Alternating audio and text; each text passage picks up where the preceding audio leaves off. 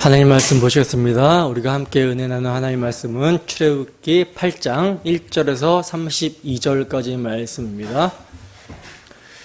우리가 함께 은혜 나누는 하나님 말씀은 출애굽기 8장 1절에서 32절까지 말씀,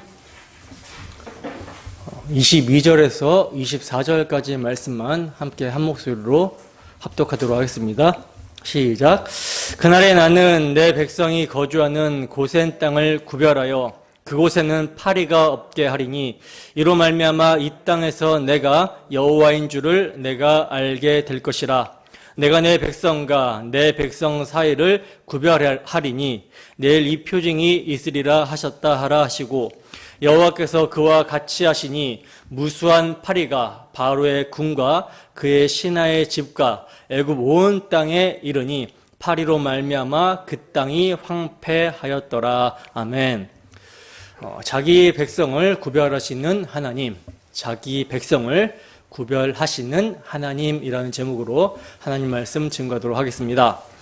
우리는 지난 시간에 내 아들 내 장자 이스라엘을 보내라, 그들로 광야에서 나를 섬기게 하라고 하는 여호와의 말씀을 대언한 모세의 말에 여호와가 누구이게 내가 그의 말을 듣고 이스라엘을 보내겠는가 라고 하면서 하나님을 무시하는 반응을 보인 바로에게 드디어 하나님께서는요, 당신이 누구신지를 분명하게 똑똑하게 알게 하시고자 지팡이가 뱀이 되는 이적을 보이시고, 애굽 사람들이 생명의 원천으로 여기며 신으로 여기는 나일강을 피로 변하게 하심으로 심판하시는 첫 번째 재앙을 살펴봤었습니다.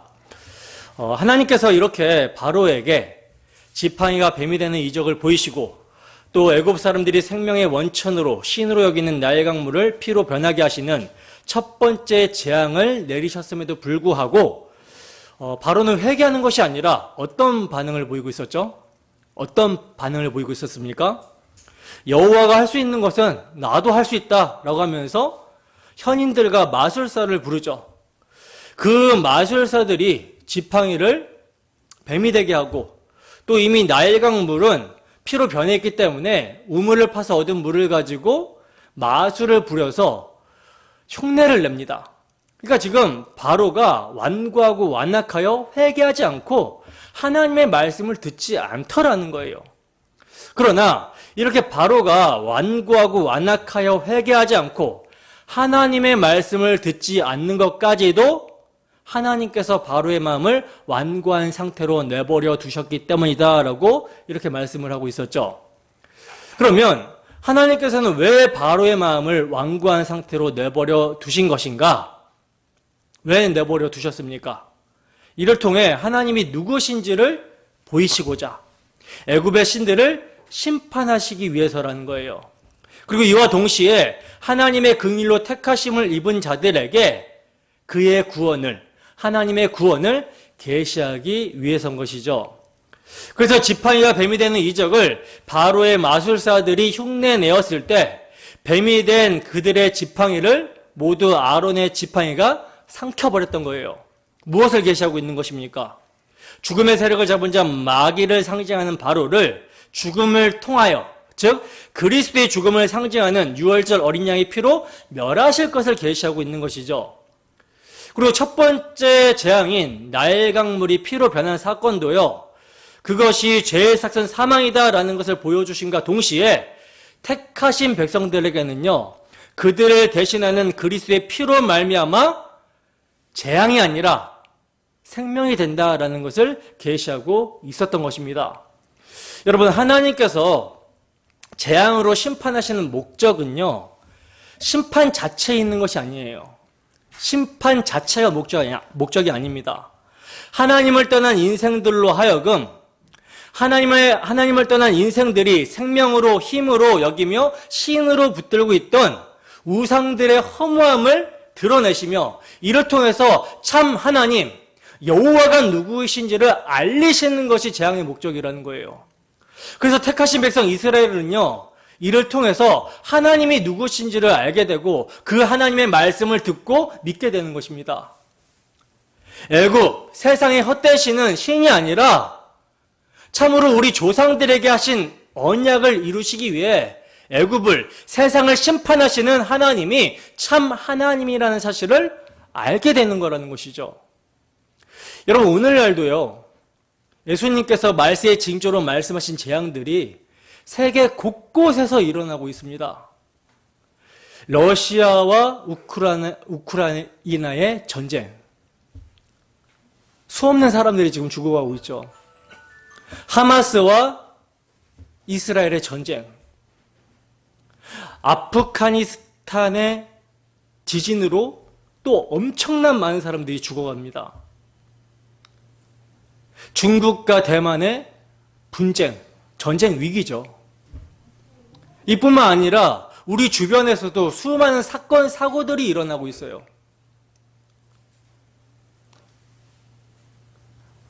솔립사모가 아는 같이 일하는 동료 아버님이 오늘 소천했다고 하십니다.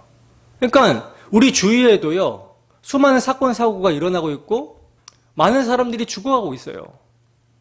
지금도 하나님께서는요, 온 세상에 도처에서 내 백성아 거기서 나와 그들의 죄에 참여하지 말고 그가 받을 재앙을 받지 말라고 사인을 보내시고 있는 것입니다.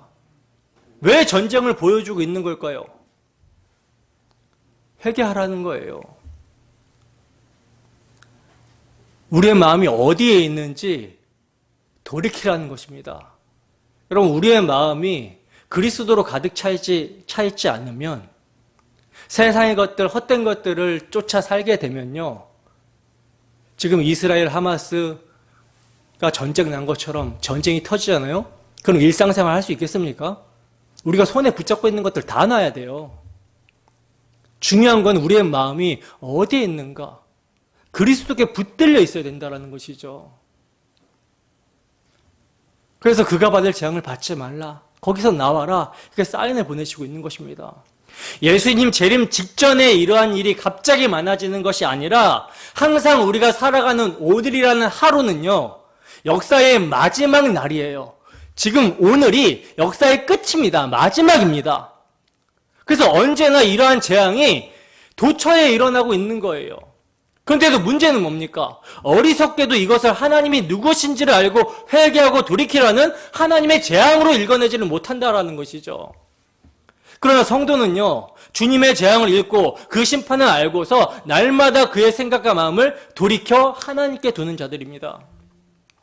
여러분, 우리의 마음은 날마다 하나님께로 돌이키고 있습니까? 주의 말씀을 통해 이 시대를 분별하며 우리 마음의 완고함을 회개하고 참되신 하나님, 우리 주 예수 그리스도의 아버지께 우리의 마음을 돌이키고 있습니까? 주 성령께서 이 시간도 주의 복음의 말씀을 통해 역사하여 주셔서 우리의 완고한 마음이 무엇인지를 깨닫고 그 마음이 부드러워지기를 소원합니다. 그리하여 말세의 마지막 시대의 징조를 보며 살아갈 때 우리의 마음을 돌이켜 회개하고 우리를 구원하신 예수 그리스도께 마음을 두며 복음에 합당하게 살아가는 우리 모두가 되기를 주님의 이름으로 축원합니다. 본문 1절에서 2절 말씀입니다. 함께 읽겠습니다. 시작. 여호와께서 모세에게 이르시되 너는 바로에게 가서 그에게 이르기를 여호와의 말씀에 내 백성을 보내라. 그들이 나를 섬길 것이니라. 내가 만일 보내기를 거절하면 내가 개구리로 너의 온 땅을 치리라. 아멘. 자, 보시면 하나님께서 또다시 모세를요, 바로에게 보내셔서 당신의 말씀을 지금 전하고 있어요. 내 백성을 보내라. 그들이 나를 섬길 것이니라 하십니다. 그리고 이번에도 보내기를 거절하면 뭘 보낸대요? 내가 개구리로 너의 온 땅을 치리라 말씀합니다. 이게 여러분, 애굽에 내린 두 번째 재앙, 개구리 재앙인데요. 이 개구리도 여러분, 애굽 사람들이 신으로 섬겼던 우상입니다. 애굽의 나일강은 정기적으로 6월에서 10월경쯤 범람하게 되는데 이때 범람한 물이 빠지게 되면 나일강변의 비옥한 토양 위로 수많은 개구리들이 기어 올라왔다라고 하거든요. 이에 애굽인들은 비옥한 토양 위로 개구리가 등장하는 것을 보고요, 개구리를 풍요와 다산으로 이렇게 상징으로 간주하여 헤크트라고 하는 개구리 모양의 머리를 가진 여신으로 형상화시켜서 숭배를 해왔었어요. 그러니까 하나님께서는 애굽인들이 풍요와 다산으로 섬기는 신을 지금 심판해 버리시는 것입니다. 개구리로 애굽 온 땅을 치심으로 말미암아 개구리가 풍요와 다산의 신이 아니라 오히려 역겹고 악취나는 존재라는 것을 보이시겠다라는 거예요. 본문 3절에서 6절 말씀입니다. 함께 있습니다. 시작.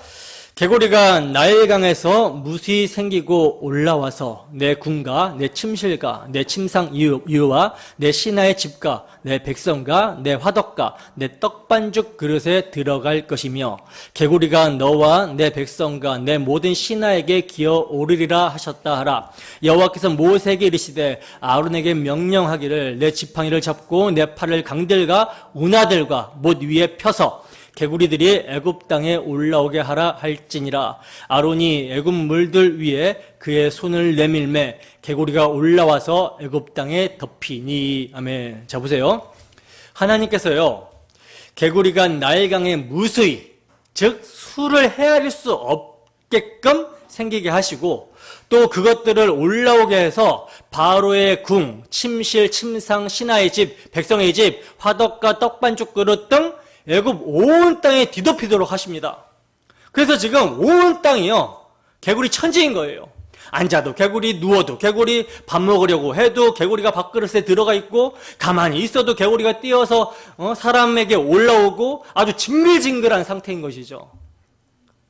근데 여러분 애굽 사람들은요 개구리를 풍요와 다산의 신으로 섬기는 자들이잖아요. 그러면 풍요와 다산의 신인 개구리가 많으면 많을수록 좋은 거 아닙니까?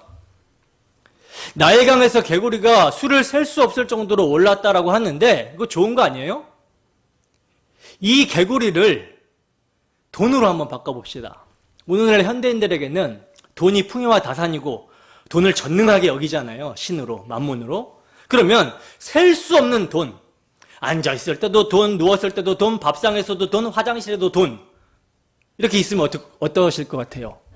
생각만 해도 좋습니까? 그러나 성경은 뭐라고 합니까? 돈을 사랑함이 일만 악의 뿌리가 된다라고 말씀하고 있죠. 하나님과 재물을 겸하여 섬길 수 없다라고 말씀합니다. 따라서 하나님께서는요 돈의 신, 만문을 섬기고 사랑하는 세상을 심판하여 버리시고 그러한 세상 풍적 속에서 종살이하고 있는 택하신 자기 백성을 어떻게 하시는 거예요? 건져내시는 거예요. 그러니까 하나님께서 애굽에서 이스라엘을 출애굽시키시는 것은요 즉 구원이란 애굽 세상의 풍요를 약속하는 것이 아니라 오히려 세상의 풍요에서 탈출을 시키시는 것입니다. 그리하여 광야로 가게 하시는 거예요. 나일강의 풍요를 믿지 말고 하나님의 말씀, 하나님의 언약을 믿게 하시는 것이 구원의 길이라는 것이죠. 그런데 여러분 거짓 선지자들은요 뭘 쫓게 만듭니까? 풍요와 다산을 쫓도록 만들어내죠. 그죠? 6월절 어린 양의 피로 애굽에서 나오게 한 하나님의 백성들에게 거짓 복음을 전해서 다시 애굽으로 돌아가자 이렇게 유혹을 하는 거예요. 이들이 거짓 선지자들인데 성경은요 이들을 이렇게 표현합니다. 계시록 요한계시록 16장 13절 말씀입니다. 함께 했습니다. 시작. 또 내가 보매 개구리 같은 새 더러운 영이 용의 입과 짐승의 입과 거짓 선지자의 입에서 나오니. 아멘. 자 보시면 하나님의 영원한 언약, 즉 우리 주 예수 그리스도의 대속의 복음을 가리고 세상의 풍요와 다산을 말하는, 즉 다른 복음을 말하는 용의 입과 짐승의 입과 거짓 선지자의 입에서 뭐가 나온다라고 그래요? 개구리 같은 새 더러운 영이 나온다라고 그러죠. 그리고 성경은 이들에게 미혹된 자들에게도 이렇게 경고를 하고 있습니다. 야고보서 5장 1절에서 5절 말씀입니다. 함께 했습니다. 시작. 들으라 부한 자들아, 너희에게 임할 고생으로 말미암아 울고 통곡하라. 너희 재물은 썩었고 너희 옷은 좀먹었으며 너희 금과 은은 녹이 슬었으니 이 녹이 너희에게 증거가 되며 불같이 너희 살을 먹으리라. 너희가 말세에 재물을 쌓았도다. 보라, 너희 밭에서 추수한 품꾼에게 주지 아니한 삭시 소리 지르며 그 추수한 자의 우는 소리가 만군의 주의 귀에 들렸느니라. 너희가 땅에서 사치하고 방종하여 살육의 날에 너희 마음을 살찌게 하였도다. 아멘. 여러분, 하나님을 떠난 인생들이 신으로 부르며 얻고자 하는 다산과 풍요의 많음은요, 뭐라는 거예요? 재앙이라는 것입니다. 많은 것이 결코 좋은 것이 아니라는 거예요. 그런데도 우리는 계속하여 많은 것이 좋다고 여기죠. 돈도 많아야 좋고 사람도 많아야 좋다고 합니다. 개인이나 단체나 모두가 힘이 많아야 한다라고 하는 거예요.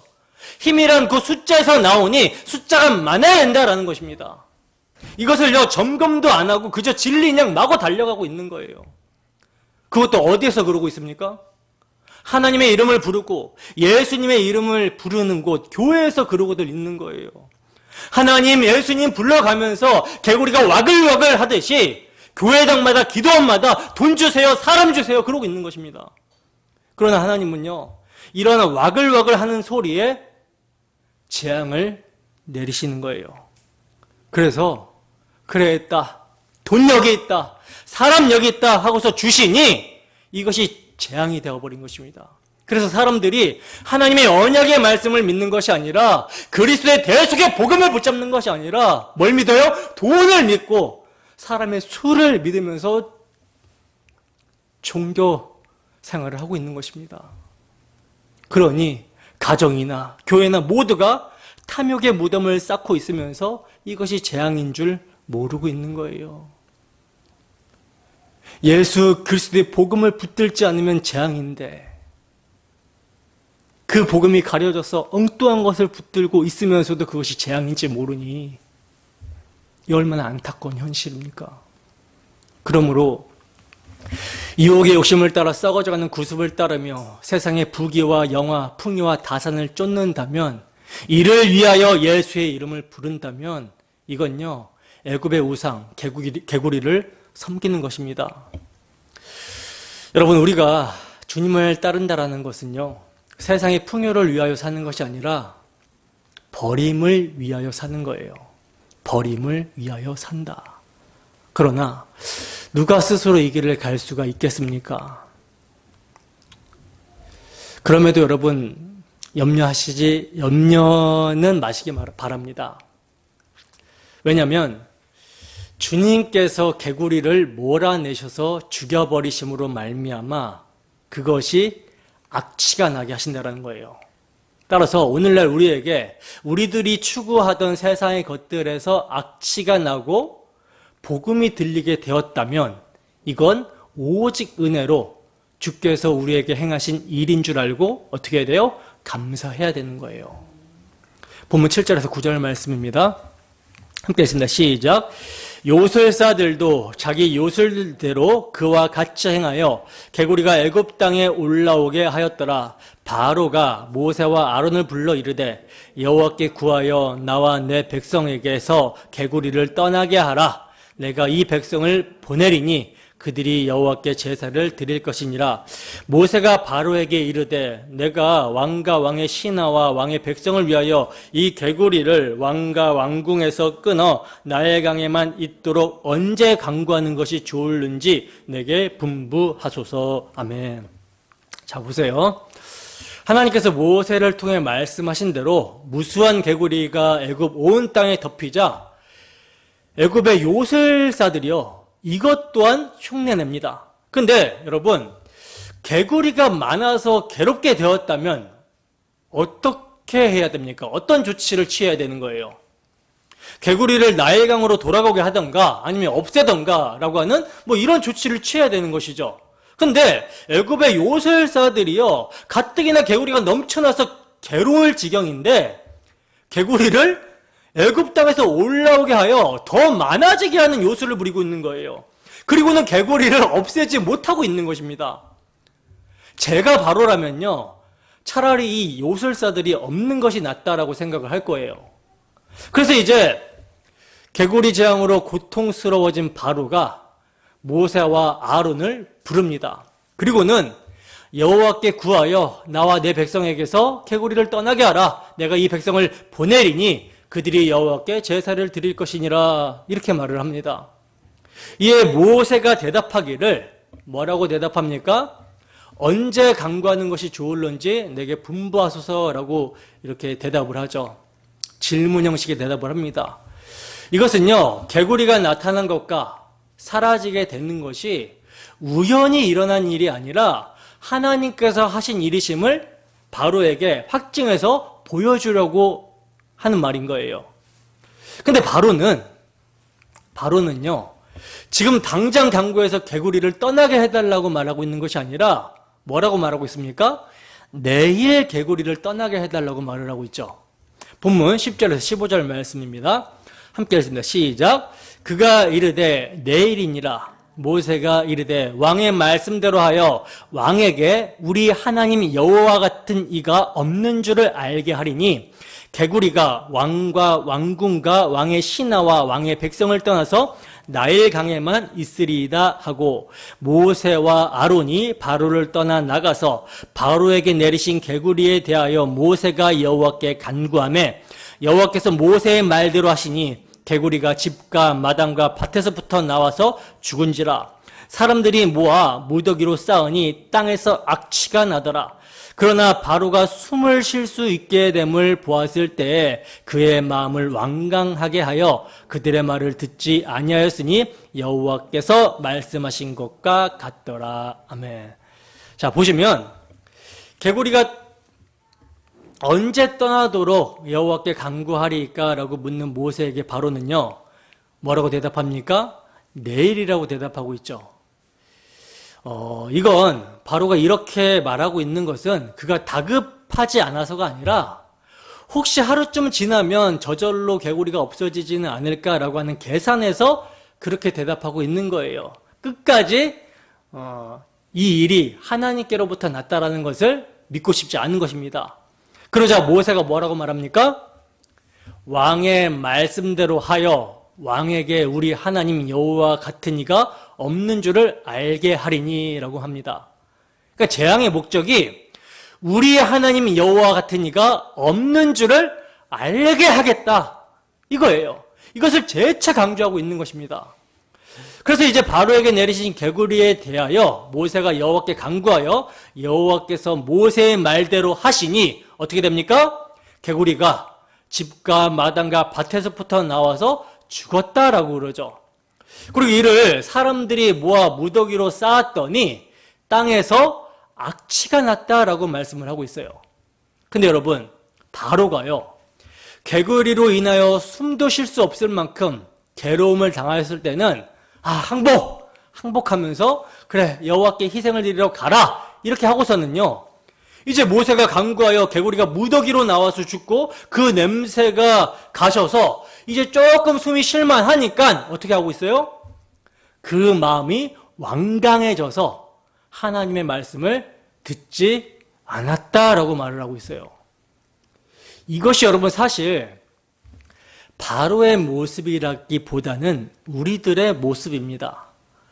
숨도 쉴 수 없이 몰아치면 살려주세요라고 빌다가 어느 정도 숨을 쉬게 되면 내가 언제 그랬느냐라는 식이 되는 것이 우리의 모습이라는 것이죠. 그러니 얼마나 더 많은 재앙을 만나야 제대로 항복하겠습니까?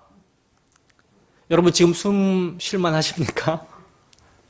숨을 쉴만 하다면 우리가 지금 자신의 풍요 속에서 절박한 심정이 아닌 거예요. 그러니 자꾸만 이 세상의 것을 추구하는 것입니다. 때문에 우리는요, 매를 맞는다라고 해서 될 일이 아니라 숨통이 끊어져야 돼요.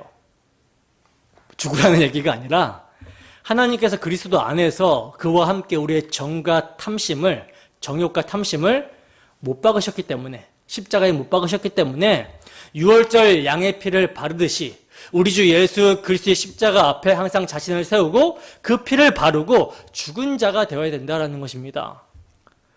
그래서 이스라엘을 애굽에서 구원하여 내시기 위한 모든 재앙이요, 어디로 향하고 있어요?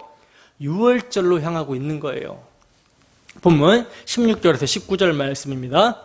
함께 했습니다. 시작.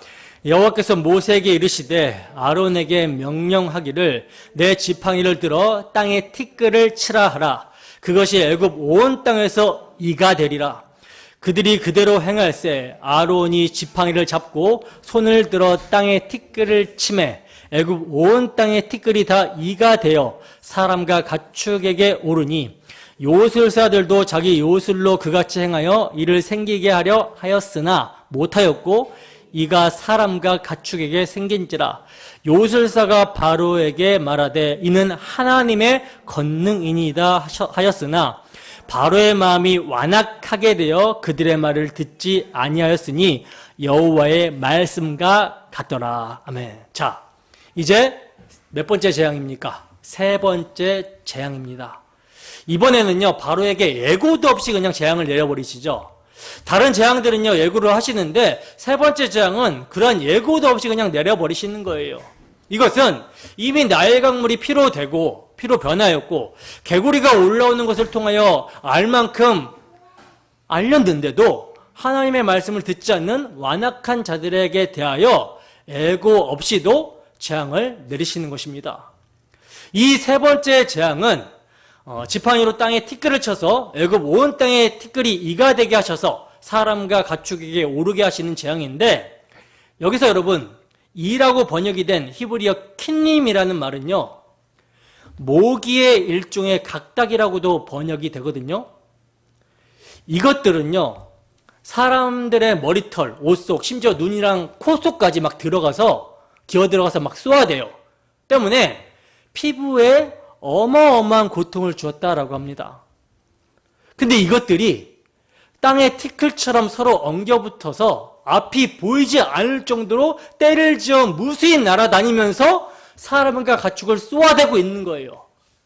얼마나 끔찍합니까?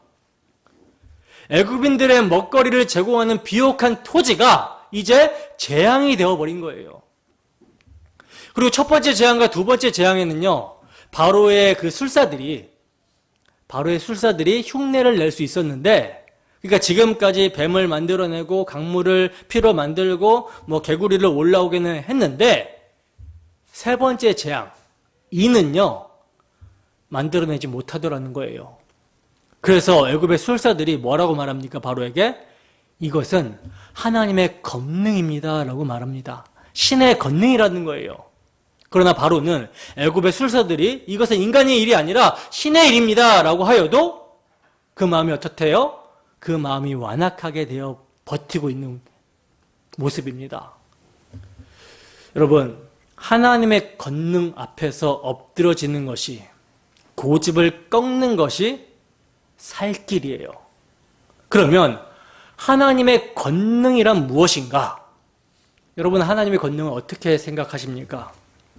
교회당에 출석하는 많은 이들이요, 하나님의 권능하면 내가 하는 어떤 일에 기적처럼 하나님께서 도와주셔서 성공하게 되는 것으로 하나님의 권능을 오해합니다. 그러나 성경은요, 그것을 하나님의 권능이라고 말하는 것이 아니라 하나님의 일하심 앞에서 자신을 부인하게 되는 것. 아이고, 나는 이제 망했구나, 나는 이제 죽었구나 라고 하는 차원에서 하나님의 권능을 말하고 있어요. 여러분, 애굽의 술사들이 더 이상 자신들이 모방할 수 없는 일임을 알고서 이것은 하나님의 권능이라고 이렇게 고백을 하잖아요. 여기서 하나님의 권능이라는 말이 신의 손가락이라는 말이거든요. 그러니까 세 번째 재앙을 통해서 바로의 술사들이 이것을 알게 된 것입니다. 그렇다면 여러분, 오늘날 성도들이 세상에 대한 하나님의 권능을 어떻게 나타내야 하는 것입니까? 성도란 세상의 심판을 알리는 자들인 것이죠. 세상이 망한다라고 말하는 자들이라는 거예요. 돈이 없어서 망하는 것이 아니라, 뛰어난 지도자가 없어서 망하는 것이 아니라 하나님의 말씀에 순종하지 않아서 망한다라고 이렇게 증거하는 자들이 성도라는 것입니다. 그러나 이러한 하나님의 심판과 재앙을 증거하는 자들이 지금 여러분 어떤 모습이죠? 어떤 모습입니까? 히브리 히브리인 노예들, 모세와 아론입니다. 세상이 볼 때는 아주 우스꽝스러운 모습인 것이죠. 너희들의 꼴이 그러면서 하나님을 섬긴다고 웃긴 소리 하지 말라고 하지 않겠습니까? 바로가 모세와 아론을 볼 때 얼마나 가짜고 얼마나 웃기는 작자들이겠냐는 거예요. 대제국 애굽의 파라오 왕 앞에서 초라한 노예 한 사람이 하나님을 섬겨야 된다라고 자기 백성을 내어놔라. 그렇지 않으면 하나님의 재앙이 있을 것이다. 이렇게 하고 있으니 얼마나 우습겠냐는 거예요. 오늘날 성도란 이러한 모습이어야 된다라는 것입니다. 결코 이 세상의 힘과 권세와 권능을 가지고 일하는 것이 아니라는 거예요. 그러면 무슨 권능을 가지고 일하는 것입니까? 예수 그리스도의 십자가를 가지고 증거하는 것. 이게 성도의 일인 것이죠. 예수 그리스도의 십자가가 어떤 십자가입니까? 신명기 21장 23절의 말씀을 보면 저주를 받은 죽음이 나무에 달린 죽음이에요. 이처럼 세상에서 저주받아 죽은 그 죽음을 세상에 증거하는 것이 성도의 증거, 성도의 일이라는 것입니다.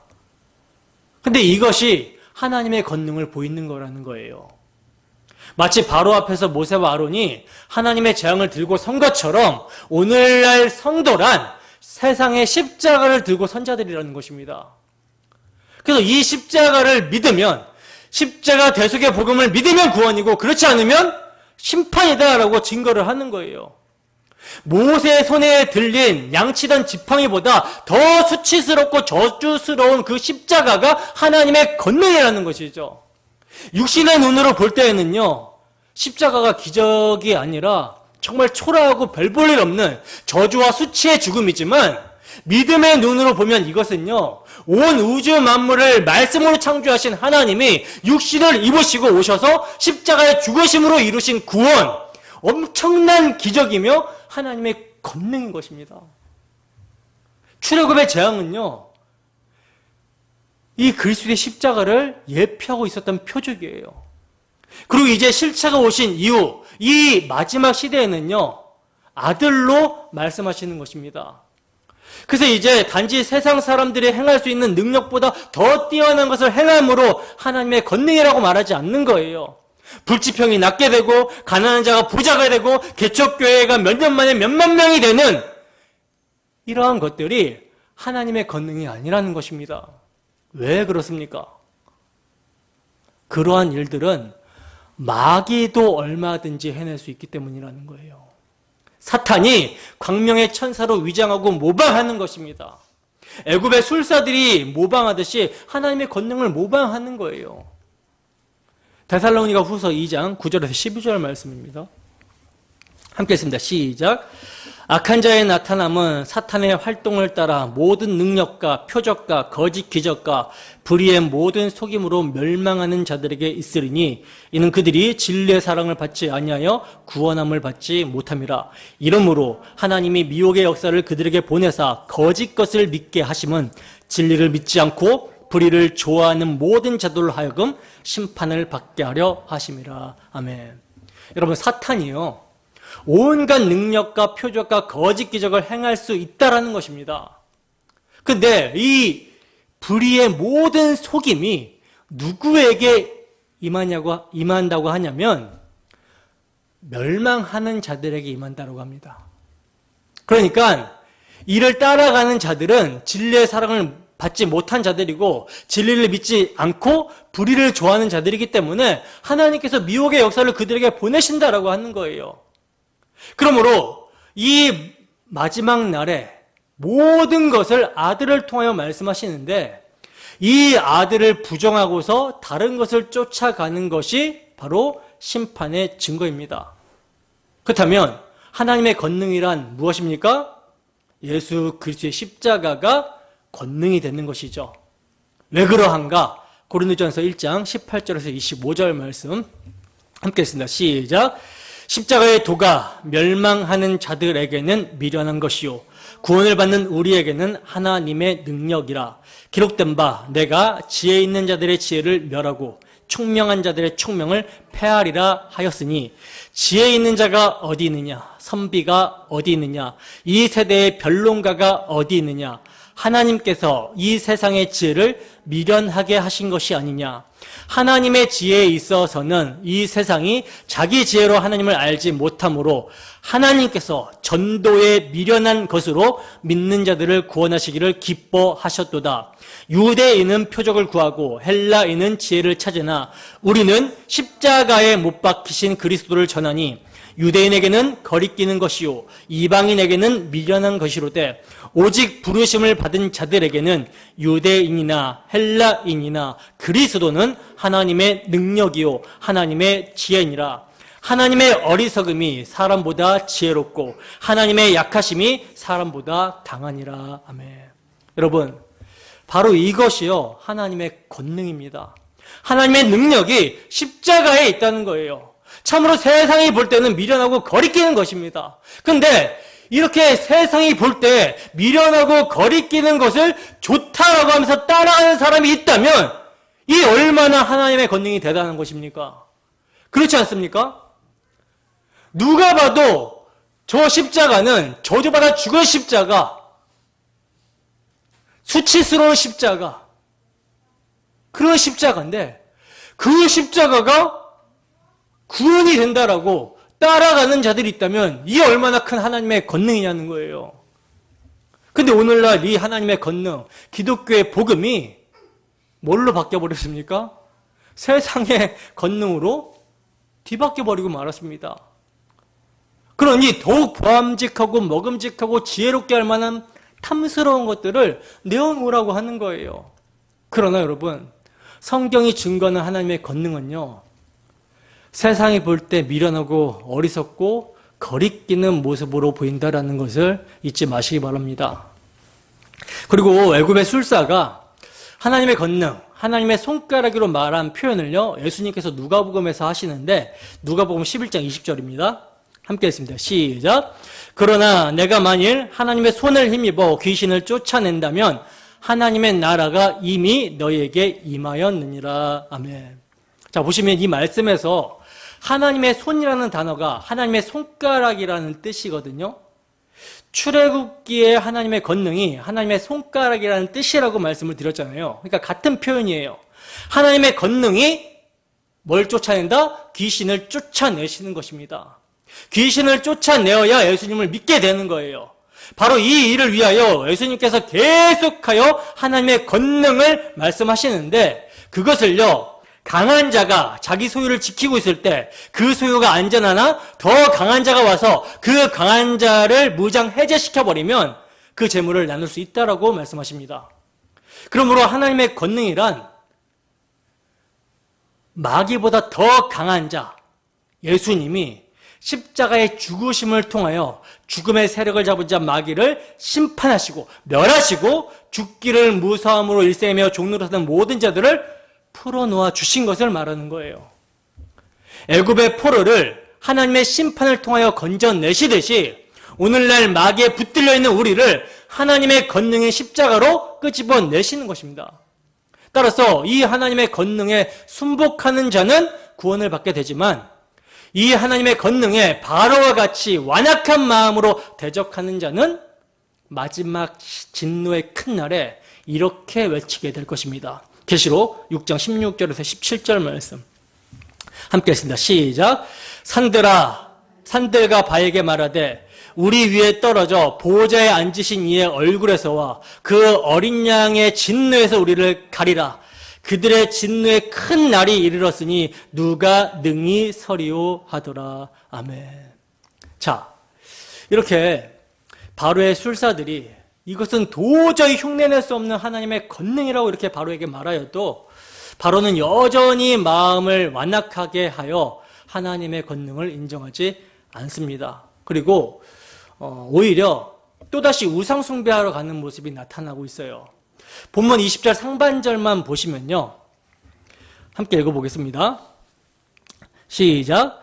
여호와께서 모세에게 이르시되 아침에 일찍이 일어나 바로 앞에 서라. 그가 물 있는 곳으로 나오리니. 자, 보시면 바로가 어디로? 물 있는 곳으로 나온다라고 그러죠. 그리고 이러한 표현이 7장 15절에도 있는데 아침에 너는 바로에게 가라 보라 그가 물 있는 곳으로 나오리니 즉 바로가요 물 있는 곳으로 나온다는 말을 계속해서 하고 있죠. 그러니까 바로가 아침마다 나일강으로 출근하다시피 한다라는 것입니다. 왜일까요? 그가 나일강 신을 섬기는 우상 숭배자이기 때문이라는 것을 짐작하게 하죠. 나일강을 피로 만드신 하나님의 권능을 보고서도 개구리 재앙과 이 재앙을 보고서도 여전히 완악한 바로의 모습이라는 거예요. 이러한 바로에게 하나님께서는 또다시 말씀하십니다. 20절 하반절을 보시면요. 함께 읽습니다. 시작. 내 백성을 보내라. 그러면 그들이 나를 섬길 것이니라. 아멘. 여러분 이 말씀이 지금 세 번째 선포가 되고 있어요. 그런데 이를 바로가 또 거절하여 하나님의 백성을 보내지 않으면 어떻게 하신다라고 합니까? 파리 재앙으로 치시겠다라고 말씀하십니다. 여기서 파리라는 말은요. 번역상 보충한 말이고 원어로는 아로브, 때, 혼합물들을 뜻하는 의미예요. 그러니까 파리 재앙은요. 사실 여러 곤충들로 이루어진 것으로 볼 수 있고요. 그리고 파리 재앙이 앞서 내려진 이 재앙보다 더욱 강한 심판이라는 것을 알 수가 있습니다. 시편 78편 45절 바른 성경으로 함께 읽습니다. 시작. 파리떼를 보내어 그들을 먹게 하시며 개구리떼를 그들에게 보내어 황폐하게 하셨다. 아멘.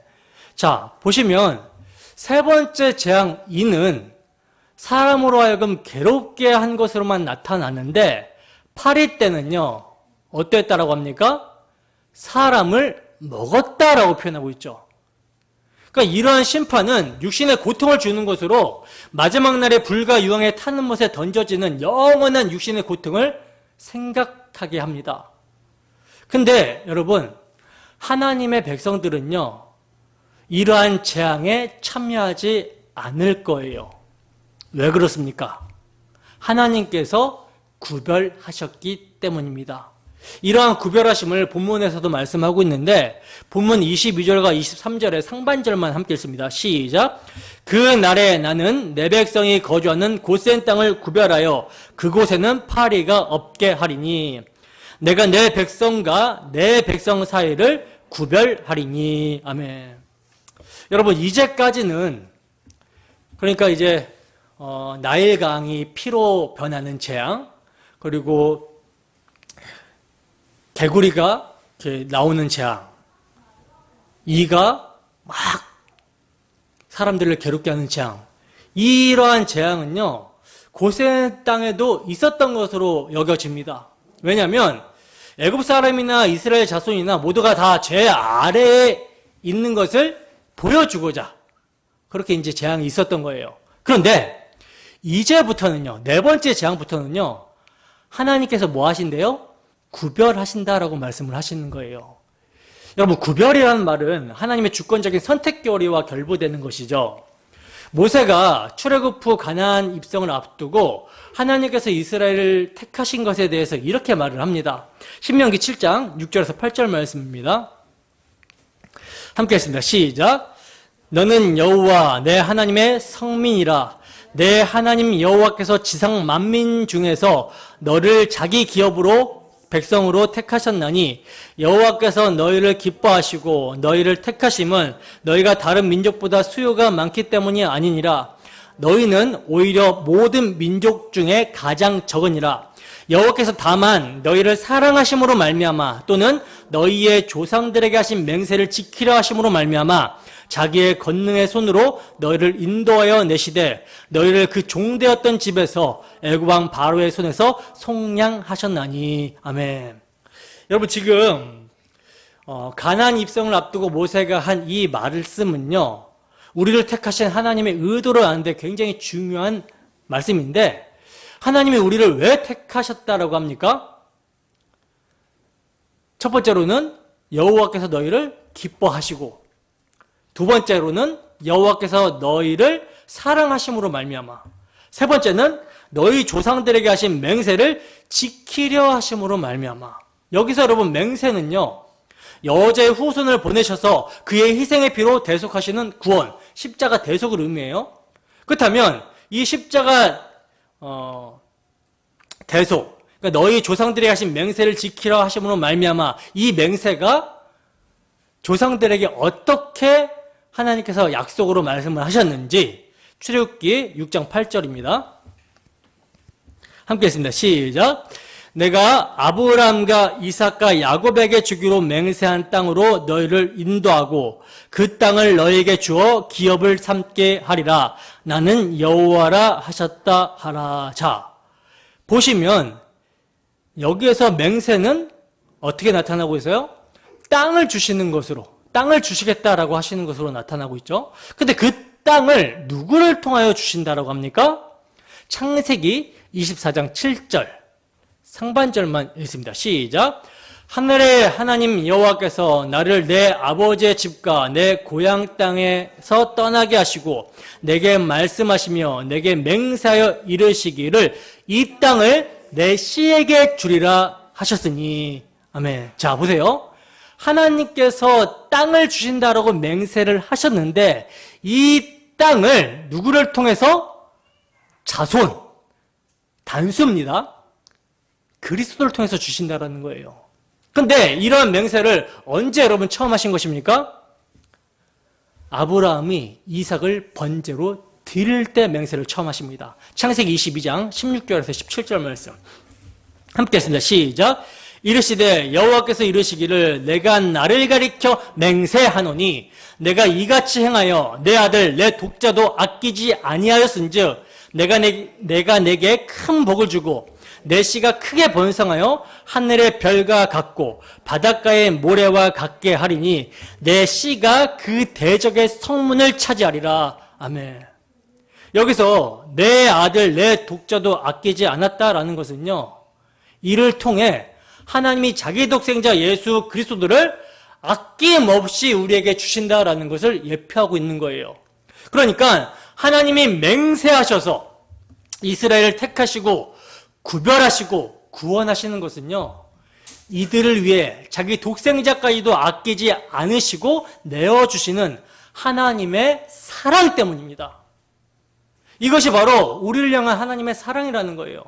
사도 바울은요, 하나님의 선택하심과 구별하심을 뭐라고 말을 하고 있냐면 은혜라고 말씀을 하고 있어요. 로마서 11장 5절에서 6절 말씀입니다. 함께 했습니다. 시작. 그런즉 이와 같이 지금도 은혜로 택하심을 따라 남은 자가 있느니라. 만일 은혜로 된 것이면 행위로 말미암지 않음이니 그렇지 않으면 은혜가 은혜되지 못하느니라. 아멘. 여러분, 전적인 하나님의 은혜에 근거하고 있는 것이요, 바로 하나님의 택하심입니다. 그러므로 하나님께서 이스라엘과 애굽을 구별하시면요, 이스라엘이 뭐 어떤 자격이나 조건이 있어서가 아니라 전적인 하나님의 은혜로 된 것임을 명심해야 되는 거예요. 그런데 이러한 하나님의 선택에 대해서 이렇게 질문하는 사람들이 있을 수 있어요. 꼭 딴지를 거는 사람들이 있죠. 아니, 이스라엘이나 애굽이나 다 제 아래에 있는 자들인데 왜 이스라엘에는 재앙을 내리지 않으신다라는 것입니까? 이거는 공의로운 처사가 되지 못하는 거 아닙니까? 여러분, 공의롭지 못한 처사입니까? 대답 한번 해보세요. 아니죠. 공의로운 처사인 것이죠. 왜? 하나님이 구별하셔서 재앙을 내리지 않으시면요, 이거는 공의를 버리는 처사가 아니라, 왜냐하면 네 번째 파리 재앙은 열 번째 재앙을 예표하고 있기 때문입니다. 사실 모든 재앙은 열 번째 재앙을 예표하고 있어요. 즉 고센 땅을 구별하시면요, 열 번째 재앙, 즉 유월절에서 분명하게 나타납니다. 어린 양의 피를 바르는 자와 바르지 않는 자, 그리고 이 유월절은 궁극적으로 그리스도의 십자가 대속을 예표하고 있죠.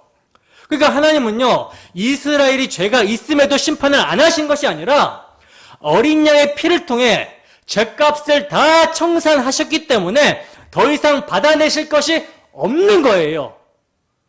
하나님은 오직 유월절 어린 양의 피로 애굽 사람의 집과 이스라엘 백성들의 집을 구별하셨던 것입니다.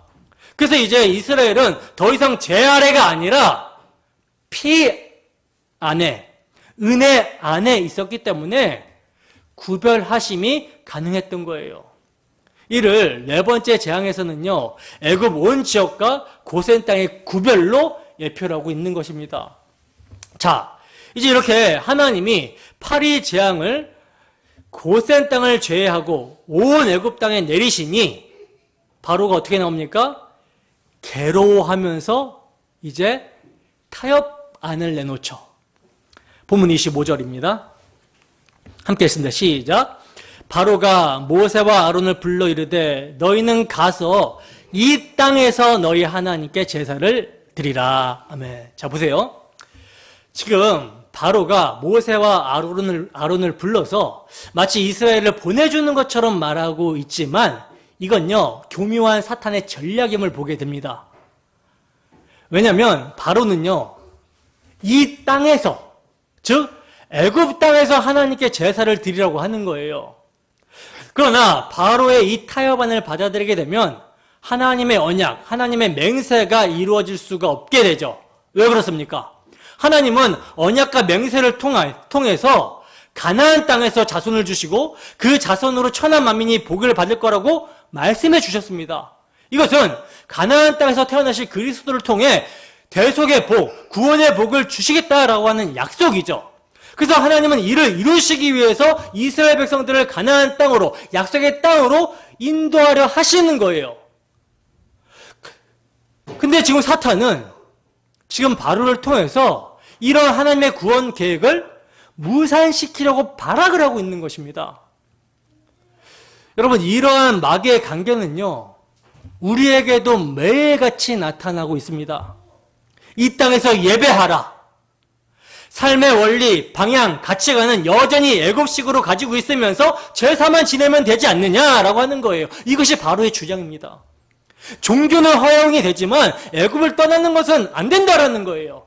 애굽 땅, 즉 세상에 속한 상태로 하나님을 섬기라고 하는 것입니다. 그러나 주님께서는 뭐라고 말씀하십니까? 하나님과 재물을 겸하여 섬길 수 없다라고 말씀을 하시죠. 그리고 세상에 속하기는커녕 세상에서 미움을 받는 것이 당연하다라고 말씀을 하셨어요. 요한복음 15장 19절입니다. 함께 있습니다. 시작. 너희가 세상에 속하였으면 세상이 자기의 것을 사랑할 것이나 너희는 세상에 속한 자가 아니요 도리어 내가 너희를 세상에서 택하였기 때문에 세상이 너희를 미워하느니라. 아멘. 여러분, 우리 주님은 이렇게 말씀을 하셨는데 근데 어떻게 세상에 속해서 예배할 수 있단 말입니까? 모세는요, 바로의 제안대로 예배하게 되면 가나안 땅으로 가지 못하는 것은 물론이고 결국은 애굽 땅에서 비참한 죽음을 맞이하게 될 것이라고 대답하면서 바로의 제안을 거절합니다. 본문 26절입니다. 함께 했습니다. 시작. 모세가 이르되 그리함은 부당하니이다. 우리 하나님 여호와께 제사를 드리는 것은 애굽 사람이 싫어하는 바인즉 우리가 만일 애굽 사람의 목전에서 제사를 드리면 그들이 그것을 미워하여 우리를 돌로 치지 아니하리이까. 아멘. 여러분, 지금 이 말씀은 우리 또한 세상에 속해서 예배하게 되면 결국 그 예배는 하나님이 받지 않으실 뿐만 아니라 우리의 영혼도 죽게 된다라는 것을 교훈합니다. 여러분, 우리는 예배를 어떻게 여기고 있습니까? 참으로 하나님이 원하시며 기뻐하시는 예배, 하나님의 약속, 그리스도의 대속의 피를 믿음으로 영과 진리로 예배를 드리고 있습니까? 자, 이렇게 이제 바로의 제안을 모세가 완강하게 거절하자 바로는요, 곧바로 두 번째 타협안을 제시합니다. 그러니까 사탄의 관계는요, 굉장히 끈질기며 치밀해요. 그래야 두 번째 타협안을 보시면 본문 28절입니다. 함께 했습니다. 시작. 바로가 이르되 내가 너희를 보내리니 너희가 너희의 하나님 여호와께 광야에서 제사를 드릴 것이나 너무 멀리 가지는 말라. 그런즉 너희는 나를 위하여 간구하라. 아멘. 자, 보세요. 바로는요, 두 번째 타협안으로 뭐를 제시합니까? 너무 멀리 가지는 말라고 하는 거예요. 이것은요, 보내기는 보내되 자신의 지배권 내에 머물러 있으라는 것입니다.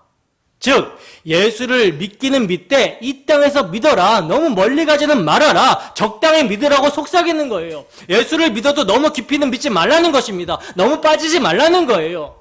여러분, 이러한 바로의 소리가 오늘날에도 우리 안에서 울리지 않습니까? 일주일에 주일 오전에만 참석하면 되지 오후에까지 참석하려고 하느냐? 그냥 쉬고 내 볼일 봐라. 주중에 피곤한데 수요일까지도 가려고 하느냐? 적당히 해라. 내 쓸 돈도 없는데 헌금도 적당하게 해라. 지나치게 하면 되겠느냐? 그저 적당히 다른 사람의 눈치를 봐가면서 저 집사도 저 정도 헌금하니까 봉사하니까 너도 이 정도만 하면 돼. 이렇게 너무 멀리 가지 말라는 그런 소리가 들리지 않습니까? 집사가, 권사가, 장로가 저 정도니 나는 이 정도만 해도 잘하는 거야. 목사가 저 정도인데 나는 이만큼만 하여도 잘하는 것이지. 그러나 너무 깊이 빠지면 안 돼. 이렇게 우리가 스스로 조심하고 있지는 않습니까? 그러니 이 땅에서 제사를 드리라. 제사를 드리러 가기는 가되 너무 멀리 가지는 말라라고 하는 소리가 바로의 소리가 아니라 바로 우리 안의 소리로 들리는 거예요. 그러나 이러한 모든 행태를 하나님께서는요, 가증히 여기시는 것입니다. 이러한 제사가 바로 이사야 선지자가 고발하고 있듯이 소를 잡는 것이 살해남과 다름이 없고 어린 양으로 제사함이 개의 목을 꺾음과 다름이 없고 예물은 돼지의 피와 다름이 없고 분향함이 우상을 찬송함과 다름이 없는 제사, 예배가 되는 것입니다. 그러니까 하나님을 괴로워하면서 억지로 마지못해 하는 제사가 되는 거예요. 그러면 어떤 제사, 어떤 예배여야 하는 것입니까? 신명기 6장 4절에서 5절 말씀입니다. 함께 했습니다. 시작. 이스라엘아 들으라. 우리 하나님 여호와는 오직 유일한 여호와이시니 너는 마음을 다하고 뜻을 다하고 힘을 다하여 내 하나님 여호와를 사랑하라. 여러분, 멀리 가지 말라로 될 일이 아니에요. 아주 멀리 가는데 어느 정도로 멀리 가야 되는 것입니까? 세상에서 멀리 가야 되는데, 세상에서 멀리 가야 되는데, 아주 멀리 가야 되는데 어느 정도로 멀리 가야 돼요? 마음을 다하고 성품을 다하고 힘을 다하여 내 하나님 여호와를 사랑하는 데까지 가야 되는 거예요. 그러면 이것이 어떻게 가능해지는 것입니까? 6월절 어린 양의 피로 가능해지는 거예요. 우리 주 예수 그리스도께서 십자가로 다 이루시고 그 이루신 사랑을 성령으로 말미암아 우리 마음에 부어주셨기 때문에 가능해지는 것입니다. 그래서 하나님께서는요, 이스라엘 백성들을 출애굽시키신 후에 다시는 애굽으로 돌아가지 못하게 하시려고 어떻게 해요? 홍해를 덮어버리셨어요. 그러므로 그리스도의 사랑이 강권하는 자들은요, 바로와 같이 완악할 수 없습니다. 완악한 마음을 깨닫고 돌이켜 회개하여 부드러운 마음이 되는 거예요. 또한 바로의 타협 안에 수긍하여 세속적 사고와 세속적 삶을 살면서 예배할 수 없는 거예요. 왜냐하면 그러한 육의 소욕이 성령의 소욕, 즉 하나님이 우리를 택하시고 구별하시고자 자기 아들을 아끼지 않으시고 내어주신 하나님의 사랑에 의해서 죽기 때문입니다. 따라서 그리스도의 십자가 사랑이 있는 자, 구별된 자들은요, 자신의 몸을 의의 병기로 삼아서 드리게 되는 거예요.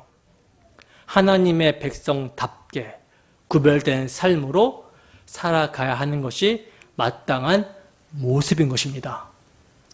여러분들의 마음은 어떻습니까? 마음을 점검하셔야 되는 거예요. 여러분들의 마음에 그리스도의 사랑이 강건하고 있습니까? 그래서 살든지 죽든지 주를 위해서 살고자 하는 마음의 열망함이 있습니까? 주 예수께 받은 사명, 하나님의 은혜의 복음, 하나님의 권능의 복음을 전하는 일에 나의 생명을 조금이라도 귀한 것으로 여기지 않는 그러한 마음이 있습니까? 그러한 마음으로 예배하시고 그러한 마음으로 예배의 삶을 살고 있습니까? 참으로 우리를 택하시고 구속하신 주님의 사랑, 그 기쁨을, 그 즐거움을 빼앗기지 않기를 소원합니다. 오직 주 예수 그리스도의 십자가 사랑에 매여 그 사랑의 기쁨과 은혜가 충만하여 참으로 하나님을 예배하는 우리 모두가 되기를 주님의 이름으로 축원합니다. 기도하겠습니다.